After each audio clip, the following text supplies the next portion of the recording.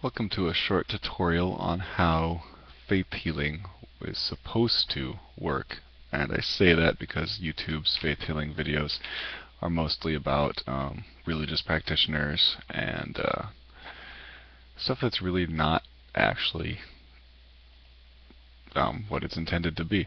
I'm not going to claim that I'm going to teach you how to heal anybody because that is, well, this is not medicine, and you can get in, basically you shouldn't say you can claim to do stuff that only doctors can do.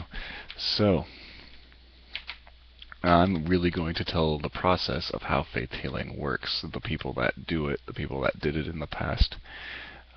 You'll see that I have what used to be a very popular guy that would run around, and unlike the ones you're probably familiar with, this guy did not ask for anything, he just ran around doing it.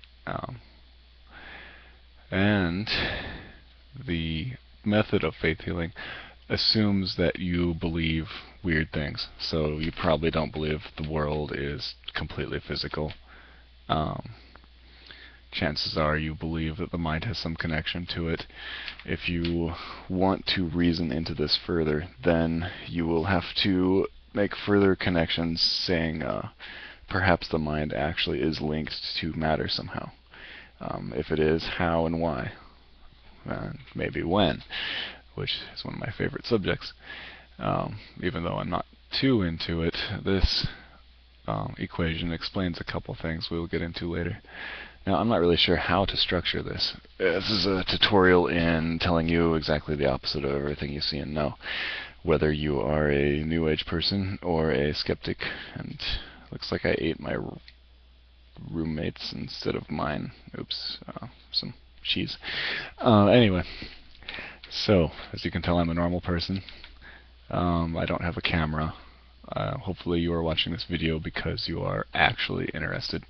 If you want to look at pretty pictures, I'm sure you can browse websites and look at your favorite pine tree or apples or other fruits, veggies, and plants, because you know that's exactly what I mean when I say pretty pictures.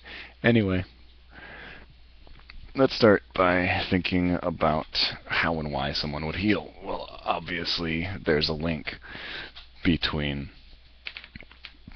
if it would happen, then there's a link. And how is that link connected? How does it exist? How does it work? I'm actually going to make this really short. You should be able to tell by the video hopefully not going on more than a couple more minutes or so.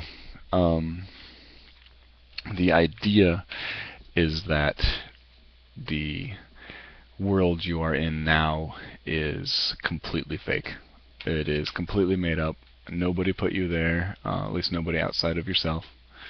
And this goes against multiple theories on both religion and New Age, but this is what is taught by people that actually did it in the past. Major course in how to do it is this. Forgiveness and faith healing are exactly the same thing. Unfortunately, you probably don't know what forgiveness is, so I'll give you an analogy. Let's say you're in a dream, and you're running, and you run on the sidewalk, and you and your friend are there, and you both just jogging or whatever, and one of you trips and breaks your arm. Now the question is, do you heal the arm, or do you remind yourself that it's a dream and you never had an arm to begin with? So this is where, well, kind of where time dilation comes in, but well, still, that's for later. That might even be a later video. Joel Goldsmith likes to call it hypnosis. He likes to say when someone believes they are something, but they're not, then they're simply under hypnosis. Well, your job is to stare at the part of the mind that was there before physical matter and during, but still reshapeable. So in a dream, you'd call this your mind. You'd stare at your friend and be like, well, since I'm projecting this, I think I can project a more perfect self. But in fact, to actually do the healing, you completely forget about what the person looks like. In fact, sickness and health are both two sides of the same fake thing you're looking at. Like in a dream, what is sickness and what is health? You're just looking at two different pictures. You're still just the mind. You're everywhere inside of that dream. So when you do something to forgive, you are essentially looking at the spirit. You're trying to see this thing of infinite nature that just happens to be watching through.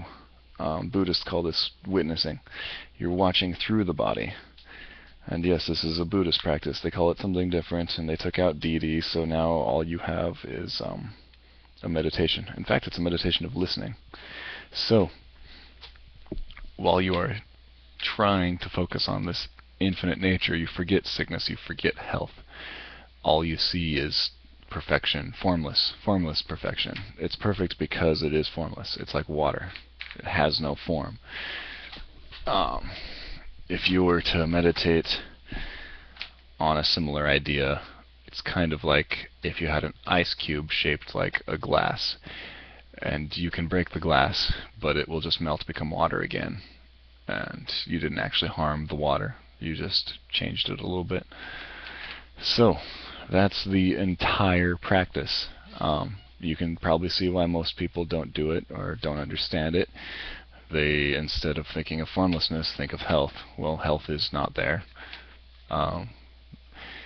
And instead of remembering that spirit may have some say in what happens, they think that the ice, or rather the body, is the final form, but it's not.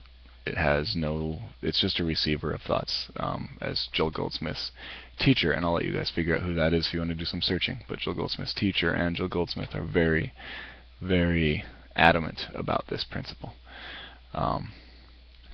Anyway, that's the basic idea of how that science and art, if you want to call it a science, works.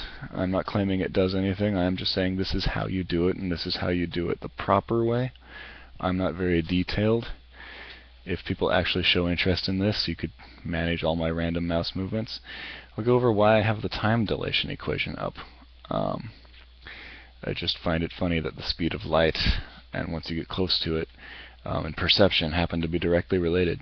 So, anyway, have fun. Enjoy trying this out. See you guys. And this video is not super serious, not super structured. If you'd like one or a series, let me know. Okay.